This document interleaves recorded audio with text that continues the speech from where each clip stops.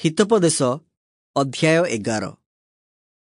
अयथार्थ नीति सदाप्रभुंकर घृणा विषय, मात्र यथार्थ बटखरा ताहांकर तुष्टिकर। अहंकार आसिले लज्जा आसे, मात्र नम्रशील लोकठारे ज्ञान थाए। सरलाचारी मानक सरलता सेमानंकु पथ देखाइब, मात्र विश्वासघातक मानक कुटिलाचरण सेमानंकु नाश करिब। परमेश्वरंक क्रोधर दिनरे धन निष्फल, मात्र धार्मिकता मृत्युर रक्षा करे।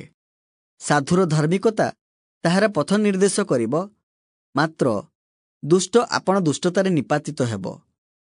सरल लोकंकर धार्मिकता सेमानंकु उद्धार करे, मात्र विश्वासघातक माने आपण आपण कुअभिलाषरे धरा पड़िबे। दुष्ट मले ताहार भरोसा नष्ट हुए ओ अधार्मिक मानंकर आशा विनष्ट हुए।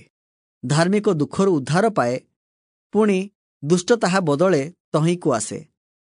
भक्तिहीन लोक आपण मुखरे प्रतिवासी को नाश करे, मात्र धार्मिक ज्ञान उद्धार प्राप्त हुए। धार्मिकर मंगल हेले नगर आनंद करे, पुणी दुष्टर विनाश हेले जय ध्वनि हुए। सरल लोकर आशीर्वाद रे नगर उन्नत हुए, मात्र दुष्ट लोकर मुखरे ताहार निपात हुए। जे आपण प्रतिवासी को तुच्छ करे से निर्बोध, मात्र बुद्धिमान तुनी होई रहे। जे खचुआ होई बुले से गुप्त कथा प्रकाश करे, मात्र जहार विश्वस्त मन से कथा गुप्तरे रखे। सुपरामर्श अभावरे जातिर पतन हुए, पुणी बहुसंख्यक परामर्श दातांक उपरे जातिर निरापत्ता निर्भर करे। अजणा लोक पाई जे मध्यस्थ हुए से अवश्य क्लेश पाए, मात्र मध्यस्थ हेबाकु जे घृणा करे से निरापदरे थाए। अनुग्रह जनिका स्त्री गौरव धरि रखे, पुणी उपद्रवी लोके संपत्ति धरि रखती। दयालु लोक आपण प्राणर हित करे, मात्र जे निर्दय से आपण देह को दुख दिए। दुष्ट लोक मिथ्या उपार्जन करे, मात्र जे धर्म बीज बुणे ताहार निश्चित पुरस्कार अछि। जेउ लोक धार्मिकतारे अटल थाए से जीवन पाइब, पुणी कुकर्मर पछे जे धाए से आपण मृत्यु घटाए। कुटिल मना लोके सदाप्रभुंकर घृणापात्र, मात्र सरलाचारी माने ताहांकर तुष्टिकर। मंद लोक हाथ धराधरी हेले हें अदंडित नहिबे, मात्र धार्मिकर वंश रक्षा प्राप्त हेबे।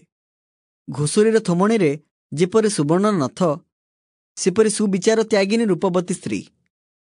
धार्मिक मानक बांछार फल केवल मंगल, मात्र दुष्ट मानक भरोसार फल क्रोध।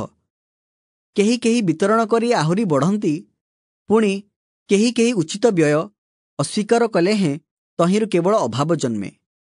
दानशील प्राणी परितृप्त हेब, आहुरी जलसेचनकारी आपे मध्य जलरे सेचित हेब। शस्य जे अटक करी रखे ताहाकु लोकमाने अभिशाप देबे, मात्र जेउ व्यक्ति ताहा विक्रय करे ताहार मस्तकरे आशीर्वाद बर्ते। जेउ व्यक्ति यत्नरे हित चेष्टा करे से अनुग्रह पाए, पुणी जे परर मंद करिबाकु खोजे ताहा प्रति ताहा ही घटिब। आपण धनरे जे निर्भर रखे से पतित हेब, मात्र धार्मिक लोक सतेज पत्र परि प्रफुल्ल हेब। आपण परिवार को जे दुख दिए से वायु रूप अधिकार पाए, पुणी अज्ञान विज्ञ व्यक्तिर दास हेब। धार्मिकर फल जीवनदायक वृक्ष अटे, पुणी जे ज्ञानवान से अन्य मानकर आत्मा लाभ करे।